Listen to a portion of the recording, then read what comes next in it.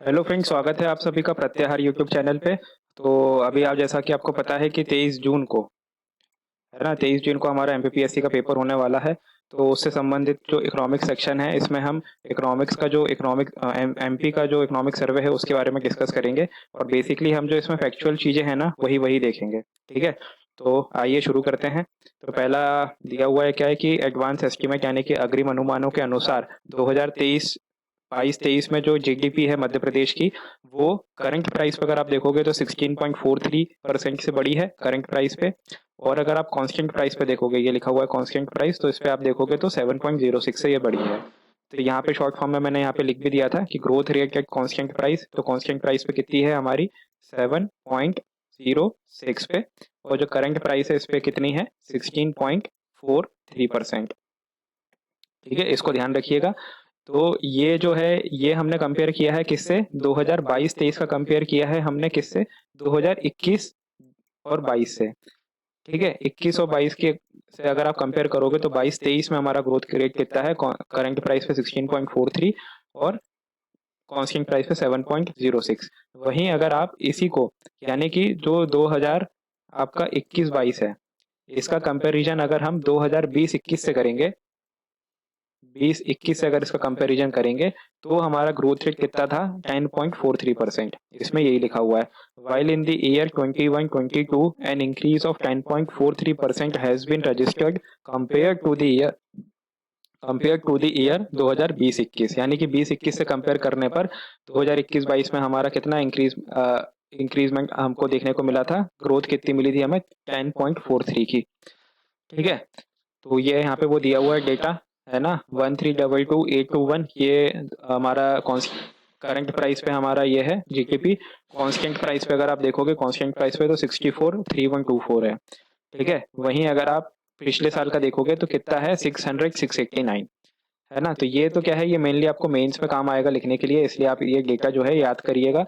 और ज़्यादा नहीं है, 3-4 बार पढ़ोगे तो आपको याद हो जाएगा ये, है ना। तो फिर ये यहाँ पे वही लिखा हुआ है कि स्टेटिक डोमेस्टिक प्रोडक्ट, डोमेस्टिक जो है कांस्टेंट प्राइस पे कितनी है, बेस ईयर में थी हमारी 315,562। कब है ये, बेस ईयर से। ठीक है, अब जो है जब हम इसको देखेंगे तो 600,689, तो 600,689 कब था हमारा, 2021-22 में था।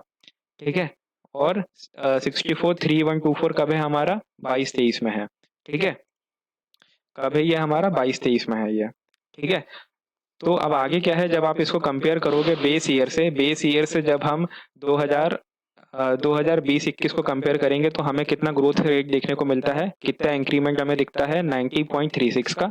और जब इसी बेस ईयर को हम कंपेयर करेंगे इसको, यानी कि कौन सा ईयर 22-23 को कंपेयर करेंगे, तो हमें कितना ग्रोथ रेट दिखती है, 103.10% का हमें ग्रोथ मिलता है। यानी कि इसमें ये कहा जा रहा है कि 2011-12 है। ठीक है, 11-12 में हमारा जीडीपी कितना था, 315,562।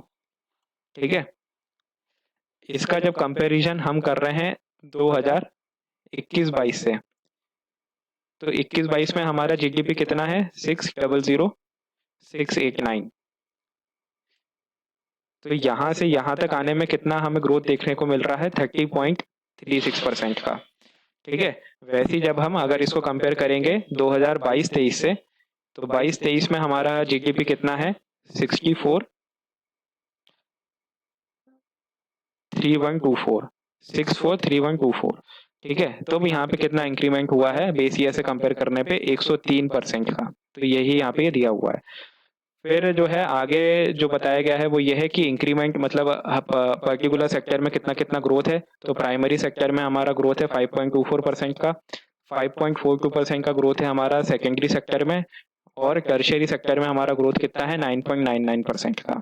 तो फैक्टर बहुत इजी हैं, आपको आसानी से याद हो जाएंगे कि है ना, टर्शियरी में तो 9.99 है। ठीक है, प्राइमरी सेक्टर आप जरूर याद रखिएगा 5.24, और 5.24 को अगर आप उल्टा कर दोगे तो 5.42 हो जाएगा, तो ये हमारा सेकेंडरी सेक्टर बन जाएगा। फिर ये फिर आगे हम बात कर रहे हैं किसका, पर कैपिटल इनकम का, कि पर कैपिटल इनकम कितनी थी।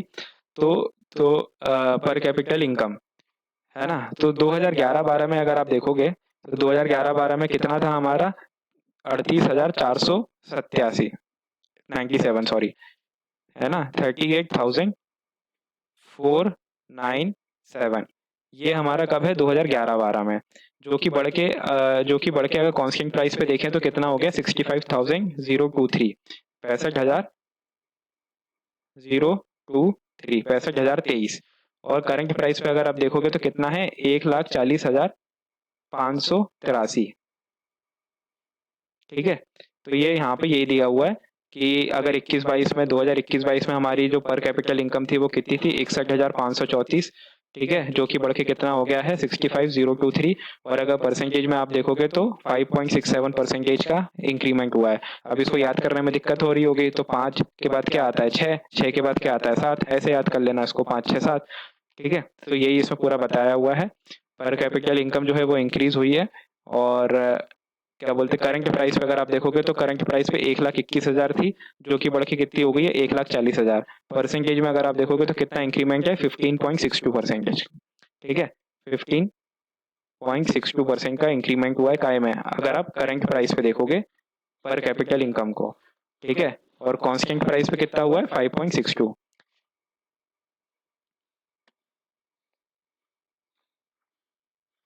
5.62 का हमें इंक्रीमेंट देखने को मिलता है। फिर इसी के साथ अगर आप, ये मैंने यहाँ पे कुछ क्वेश्चन बना दिए थे कि इंपॉर्टेंट क्वेश्चन है ग्रोथ रेट के हिसाब से। प्राइमरी सेक्टर हमने देख लिया कितना है, ये 5.24 है। ठीक है, सेकेंडरी सेक्टर इसमें कितना है, इसमें है आपका 5.42। ठीक है, टर्शरी सेक्टर ये तो बहुत इजी है, 9.99। ठीक है, पर कैपिटल इनकम इसमें दो चीजें हैं, एक कांस्टेंट प्राइस पे कितना इंक्रीमेंट है हमारा, 5.67 का। ठीक है, और करंट प्राइस पे कितना इंक्रीमेंट है अपना, 15.62% एज का। ठीक है, तो ऐसे ही आपके कितने, 1 2 3 4 5 5 क्वेश्चन बन गए, पीसीआई के 2, पर कैपिटल इनकम के 2 और 3 इसके। तो ये फैक्ट आप याद रखिएगा। ठीक है, पब्लिक फाइनेंस में अगर आप बात करें, पब्लिक फाइनेंस में आते हैं अब हम, तो इसमें कुछ नहीं है, ये मेनली आपको डेट टू जीडीपी रेशियो आपको याद करना रहेगा। कि डेट टू जीडीपी रेशियो का मतलब ये रहता है कि जो आपकी जीडीपी है उस जीडीपी में आपका ऋण कितना है। ठीक है, जैसे अगर आपकी 100 रुपए की जीडीपी है, ठीक है, और आपका डेट टू जीडीपी रेशियो 10% है, इसका मतलब इस 100 रुपए की जीडीपी में आपका जो लोन है वो कितना है, 10 रुपए का लोन है। ठीक है, यही इसका एक छोटा सा वो क्या बोलते, मतलब आप मोटे मोटे तौर पे देखोगे तो यही मीनिंग निकल के आता है, बाकी है तो थोड़ा डीप में। फिर क्या है, डेट टू जीडीपी रेशियो अगर आप देखोगे तो 2005 में हमारा कितना था, 39.5% था, जो कि 2020 में गिर के कितना हो गया, 26.6% हो गया है। ठीक है, मगर फिर क्या हुआ कि जैसे कि इसमें लिखा हुआ है कि कोरोना आ गया, कोरोना ने थोड़ी हालत खराब कर दी, तो वापस से हमारा जो डेट टू जीडीपी रेशियो है कितना परसेंटेज हो गया 2022 में, ये हो गया था 29%। ठीक है, मगर फिर भी भारत मध्य प्रदेश सरकार ने कदम उठाए हैं राजकोषीय फिस्कल कंसोलिडेशन के लिए। फिस्कल कंसोलिडेशन का मतलब होता है राजकोषीय समेकन। इसका मतलब ये रहता है कि सरकार ऐसे कदम उठाती है कि वो अपने खर्चे को कम कर सके, आय अपनी बढ़ा सके, ताकि जो ऋण है किसी भी राज्य पे वो कम किया जा सके। ठीक है, बाकी तो इसमें इतना कुछ इंपॉर्टेंट नहीं है। और फिर आते हैं हम एग्रीकल्चर और फूड मैनेजमेंट पे। पहले ये क्वेश्चन देख लीजिए क्या है, which state is the second largest producer of food grains in the country. कौन सा भारत में देश का द्वितीय सबसे बड़ा खाद्यान्न उत्पादक राज्य कौन सा है। तो इसका आंसर ये दिया हुआ है, मध्य प्रदेश। क्यों, क्योंकि Madhya Pradesh is the second largest producer of food grain in the country. तो पहला कौन है, पहला अपना उत्तर प्रदेश आ जाएगा। ठीक है, फर्स्ट। फिर आगे क्या है कि फिर इसमें ये दिया हुआ है, ये फैक्ट आपको मेंस के लिए है मेनली, तो कि गेहूं का उत्पादन कितना है अपना, 352 लाख टन है। धान का अगर आप देखोगे, कहाँ गया ये रहा धान, धान का अगर आप देखोगे तो 131 लाख टन हमारा जो है उत्पादन रहा है। ठीक है, फिर इसमें जो है दूसरा प्लांट प्रोटेक्शन प्रोग्राम एक चलाई है, इसको जरूर आप थोड़ा पढ़िएगा मेरे है ना। फिर जो इम्पोर्टेंट चीज आती है वो ये है, यहाँ पे आपको बिल्कुल ध्यान रखना पड़ेगा क्या, कि जो इरिगेटेड एरिया यानी कि जो सिंचित क्षेत्र है मध्य प्रदेश का, पिछले एक दशक बोल रहा हूँ सॉरी, पिछले एक साल में कितना बड़ा है। तो 2020-21 में ये कितना था, 12,512 हजार हेक्टेयर था, जो कि बढ़ के कितना हो गया, 12,881। तो ये फैक्ट तो याद रखने में मुश्किल आएगी, तो आप ये 2.93% याद रखिएगा कि पिछले वर्ष की तुलना में इस बार हमारा जो सिंचित क्षेत्र है वो कितना बड़ा है, 2.93% बड़ा है। ठीक है, फिर नेक्स्ट जो इम्पोर्टेंट आता है ये procurement of food grains on support price है। इसका मतलब क्या है कि खाद्यान्नों की खरीद है, और इसी के साथ साथ इसी में आपको पीडीएस व्यवस्था के बारे में भी एक चीज पता चलेगी, कौन सी उचित मूल्य दुकान, फेयर क्या बोलते हैं उसको, फेयर प्राइस शॉप, उचित मूल्य दुकान, ये दिया हुआ है फेयर प्राइस शॉप। ठीक है, तो इसमें फैक्ट जो है इतना कुछ खास तो है नहीं, बाकी बस आप इतना याद रखिएगा कि जो फेयर प्राइस शॉप है वो हम मध्य प्रदेश में कितनी है, 26.28 हजार, है ना, 26.28 हजार, यानी कि 26,280 मान लो, उतनी है। ठीक है, फिर एग्रीकल्चर के लिए दूसरी कौन सी योजना है, प्रधानमंत्री फसल बीमा योजना। ठीक है, ये मेरे को जहाँ तक ध्यान आ रहा है ये फरवरी 2019 में शुरू हुई थी, ये फेब 2019। अब फसल बीमा योजना है ना, तो इसमें रबी के लिए इंश्योरेंस कितना है, 1.5% का प्रीमियम देना पड़ता है। खरीफ की फसल के लिए 2.0% है, और जो खाद्यान्न वो है क्या बोलते हैं आपकी नकदी फसल है, नकदी फसलों के लिए 5% का है। ठीक है, सॉइल हेल्थ कार्ड, ये भी बहुत इजी क्वेश्चन है। ये सॉइल हेल्थ कार्ड जो स्कीम है, जहाँ तक मेरे को ध्यान आ रहा है ये 2015 में शुरू हुआ था, है ना। फिर हॉर्टिकल्चर, ये भी आपको मेंस के लिए है।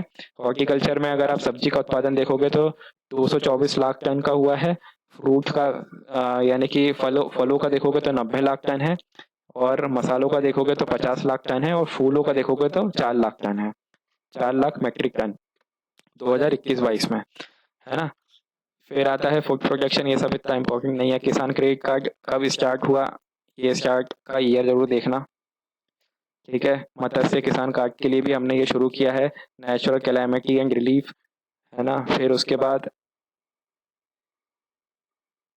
अभी देखो ये यहाँ पे जो फिशरमैन क्रेडिट कार्ड है are being made available from the year 2012-13। ठीक है, 12-13 से किसान जो मत्स्य वाला जो कार्ड है, ये योजना जो है क्रियान्वित है। ठीक है, 2012-13 याद रखिएगा इसको।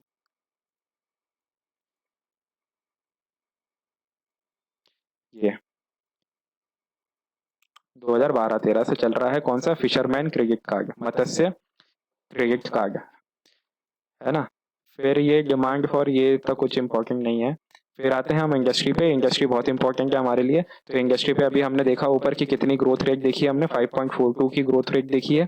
ठीक है, फिर इसके बाद 2021 का हमारा एमपीपीएससी का मेन पेपर हुआ था, तो उसमें उन्होंने पूछा था कि 2021-22 में कितने एमएसएमई स्थापित हुए और उससे कितने लोगों को रोजगार मिला। तो इसका आंसर ये यहाँ से दिया हुआ था इन्होंने कि 1.87 लाख एमएसएमई स्थापित हुए, जिससे 15 लाख रोजगार बने। और नवंबर 2022 तक, यानी कि ये आपका कौन सा ईयर है, 2021 और 22, और 2022 ये दिया हुआ है वैसे, 2022-23 में 2.13 लाख एमएसएमई बने, जिससे 11 लाख रोजगार का सृजन हुआ था। ठीक है, ये बेसिकली इतना इंपॉर्टेंट नहीं है, मेंस के लिए है ये। तो मिनरल्स ये बहुत इंपॉर्टेंट है, इन्हें इसे ध्यान रखिएगा कि मध्य प्रदेश जो है 8 प्रमुख खनिज समृद्ध राज्यों की सूची में आता है। ठीक है, फिर ये एक क्वेश्चन आया था कि स्टेट की जो रैंक है, मध्य प्रदेश की जो रैंक है किसमें, ग्रॉस प्रोडक्शन ऑफ कोल, यानी कि सकल कोयला उत्पादन में मध्य प्रदेश की चौथी रैंकिंग है। ये क्वेश्चन आ चुका है। और ये इंपॉर्टेंट है कि ग्रोथ कितनी है, मतलब एमएसएमई सॉरी मिनरल का जो हमारे मध्य प्रदेश की जो इकोनॉमी है इसमें इसका कंट्रीब्यूशन कितना है, 3.18% का, है ना, 3.18% का इसमें योगदान है। फिर दूसरा सेक्टर कौन सा है, एनर्जी सेक्टर। एनर्जी सेक्टर में अगर आप देखोगे तो क्या है कि इसमें इंपॉर्टेंट क्या है कि इलेक्ट्रिसिटी सरप्लस, यानी कि विद्युत अधिशेष की स्थिति है मध्य प्रदेश में कब से, 2018, 2017, 2018 से। अधिशेष का मतलब क्या है कि हमारे जितनी डिमांड है ना, जितनी डिमांड है उससे ज्यादा हमने सप्लाई रखी हुई है ना। जैसे डिमांड हमारी 100 यूनिट की है, हमने 110 बना के रख ली है, तो ये 10 यूनिट क्या है, एक्स्ट्रा है, इसी को बोलते हैं क्या, इलेक्ट्रिसिटी सरप्लस, जो हम कब से हैं, 2017-18 से हैं। ठीक है, फिर जो नेक्स्ट इंपॉर्टेंट चीज आती है इसमें वो ये है कि सबसे ज्यादा इलेक्ट्रिसिटी का यूज जो है पता ही है कि वो तो एग्रीकल्चर सेक्टर में होता है, मगर कितना होता है, तो 42.6% होता है। और दूसरा स्थान पे कौन सा है, दूसरे स्थान पर है होम एंड रेसिडेंस, जो कि कितना है, 27.6%। ठीक है, इसमें इतना ही इंपॉर्टेंट है, और कुछ इसमें इंपॉर्टेंट नहीं है। ट्रांसपोर्टेशन में अगर आप देखोगे तो ट्रांसपोर्टेशन में अगर आप इंक्रीज देखोगे कि कितना इंक्रीज हुआ है, तो 27.08% का हमारा वो हुआ है इंक्रीमेंट मतलब ग्रोथ रेट देखने को मिली है हमें, और कौन सी ईयर में, 2020-21 में, और क्या बोलते हैं 21-22 में अगर आप देखोगे तो 14.15% का हमें 14-15 का हमें ग्रोथ रेट देखने को मिला है। कुछ खास नहीं था उसमें, बस इतना ही था।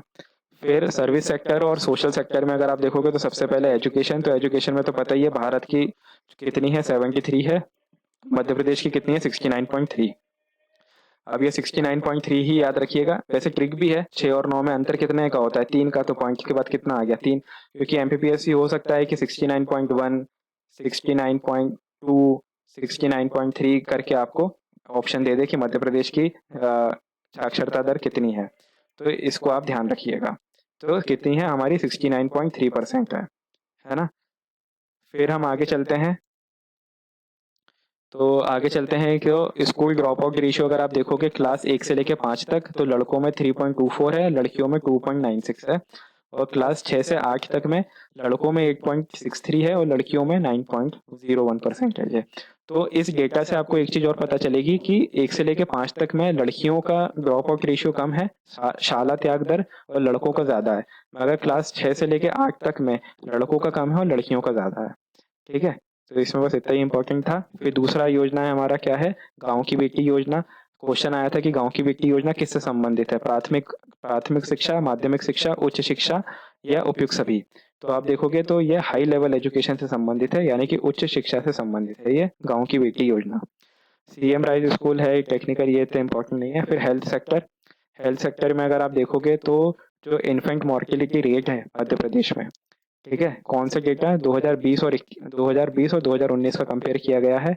अभी नया लेटेस्ट डेटा आया नहीं है, तो ये जो है ये कम हुआ है। 2019 में ये 46,000 पर 1000 था, यानी कि 1000 पे 46 बच्चे मर जाते थे, जो कि कम होके कितना हो गया है, 43 हो गया है। तो ये 43 आप याद रखिएगा। बाकी तो उसमें कुछ इंपॉर्टेंट नहीं था। वाइटल स्टैटिस्टिक्स, बर्थ रेट और जन्म दर और मृत्यु दर जरूर याद रखिएगा। जन्म दर मध्य प्रदेश में कितनी है, 24.6, और मृत्यु दर कितनी है, 6.5। ये एसआरएस का डेटा है 2020 का। ठीक है, बस उसमें और कुछ इंपॉर्टेंट नहीं है। फिर प्लानिंग इन एडमिनिस्ट्रेटिव सेक्टर, तो अगर आप रेगुलर एम्प्लॉय देखोगे, नियमित रोजगार अगर आप देखोगे तो नियमित रोजगार कुल नियमित कितने हैं, 6,70,470, तो 6,70,000 याद रखिएगा। और अगर आप employ in public sector semi government institution Madhya Pradesh में अगर आप देखोगे तो कितने हैं, 40,058। सरकार की खुद की कुछ पीएसयू होते हैं, सरकार के दूसरे इंस्टीट्यूट होते हैं, है ना, तो उसमें कितने हैं आपके, 40,058। प्रधानमंत्री आवास योजना इम्पोर्टेंट नहीं है। ग्रामीण दीनदयाल अंत्योदय योजना, इससे किससे संबंधित है, देखो अंत्योदय योजना है तो किससे संबंधित है, ये एम्प्लॉयमेंट से है। किसको, self employment programme and skill training placement, तो सेल्फ एम्प्लॉयमेंट से संबंधित है ये। ठीक है, और सभी ग्रामीण क्षेत्रों में इस नीति का क्रियान्वयन किया जा रहा है भारत सरकार की सहायता से। इसका मेन उद्देश्य क्या है, एम्प्लॉयमेंट जनरेट करना और गरीबी का उन्मूलन करना, कहाँ पे, ग्रामीण क्षेत्र में। ठीक है, तो अर्बन क्षेत्र अगर इसमें आ गया ना तो अर्बन क्षेत्र गलत हो जाएगा, रूरल एरिया है, ठीक है, ग्रामीण क्षेत्र, इसको ज्यादा ध्यान रखिएगा। फिर महिला एवं बाल विकास, महिला एवं बाल विकास के बारे में इतना ज्यादा कुछ है नहीं इसमें। फिर वेलफेयर स्कीम है, क्योंकि क्या ये आगे और सोशल सेक्टर वाले जो स्कीम है वो हम उसमें देखेंगे। वेलफेयर एससी के लिए तो ये तो खास इंपॉर्टेंट नहीं है, बस इतना ध्यान रखिएगा कि 15.6% हमारे यहाँ एससी की जनजाति है। एसटी जनजाति 2011 की जनगणना के हिसाब से कितनी है हमारे पास, 21.10%, है ना। ये पॉइंट के बाद जरूर याद रखिएगा कि कितना कितना दिया हुआ है। फिर और आगे आते हैं तो social security and justice, out of the allocation of, इसमें से सोशल सिक्योरिटी पेंशन स्कीम में कितना गया है, ये सब दिया हुआ है, खास इंपॉर्टेंट नहीं है। मुख्यमंत्री कन्या विवाह योजना, मुख्यमंत्री निगाह योजना, child chief minister girl guardian pension scheme, जिनके लड़के नहीं है उनके लिए ये स्कीम लेकर आए हैं गवर्नमेंट की, 60 साल से ऊपर वालों को इसमें वो दिया पेंशन दी जाएगी। और कब शुरू हुई है, ये अप्रैल 2019 में शुरू हुई है। ठीक है, प्रधानमंत्री आवास योजना अर्बन डेवलपमेंट के लिए है ये, अर्बन वाला। स्मार्ट सिटी मिशन, यहाँ पे इंपॉर्टेंट चीजें हैं। स्मार्ट सिटी मिशन में क्या है कि आपको जैसे कि पता है हमारे यहाँ से कितने लगभग 7 शहरों को चुना गया है। कौन कौन से, कुछ तो यही है, भोपाल, इंदौर, जबलपुर, ग्वालियर, उज्जैन। उज्जैन के अलावा सतना है, एक सागर है। ठीक है, इनको चूज किया गया है किसके लिए, स्मार्ट सिटी मिशन के लिए। फिर जो है smart city scheme, Indore is at first and Bhopal is at 6th place. ये पुराना डेटा हो गया है, अब तो नया वाला आ गया है ना। मगर इसमें जो इम्पोर्टेंट चीज आपको ध्यान रखनी है वो ये, इम्पोर्टेंट चीज क्या याद रखनी है कि अंडर स्मार्ट सिटी मिशन के अंदर में एक सब स्कीम है स्टार्टअप इंक्यूबेशन सेंटर। तो स्टार्टअप इंक्यूबेशन सेंटर मध्य प्रदेश में कौन कौन से जिले हैं? तो 5 जिले हैं, भोपाल, इंदौर, जबलपुर, ग्वालियर। ये तो सबको याद रहता ही है, मगर ये उज्जैन स्पेशल है, उज्जैन को जरूर याद रखिएगा।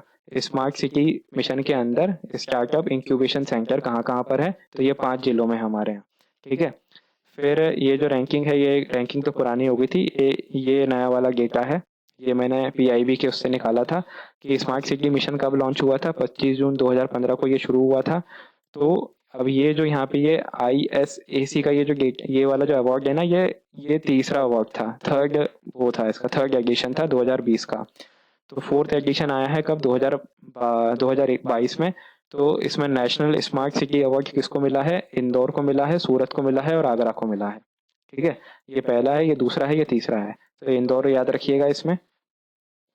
एक मिनट,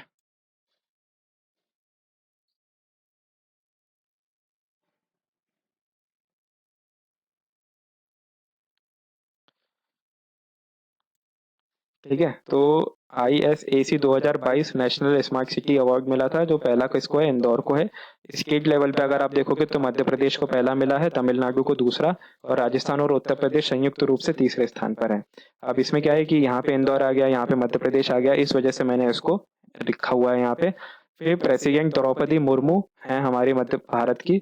तो इंडियन स्मार्ट सिटी कॉन्क्लेव का आयोजन कहाँ हुआ? 2023 का आयोजन कहाँ हुआ था? इंदौर में हुआ था। और यहीं पर ही बेस्ट स्मार्ट सिटी का अवार्ड किसको मिला है? इंदौर को ही मिला है, ठीक है। ये फैक्ट आप जरूर याद रखिएगा, ये एक्स्ट्रा वाला फैक्ट है, कभी भी आपको पेपर में देखने को मिल सकता है। तो स्वच्छ भारत मिशन, ये मैं आगे किसी जो दूसरे करंट अफेयर के पेपर हैं, है ना, करंट अफेयर का अलग से डेटा आएगा, उसमें मैं ये कवर करूंगा। बाकी के लिए अभी के लिए इतना ही है। फिर इसी प्रकार आप जो इसमें मैंने फैक्ट्स वगैरह बताए हैं, आप उनको ध्यान रखिएगा। मिलते हैं नेक्स्ट लेक्चर में। धन्यवाद।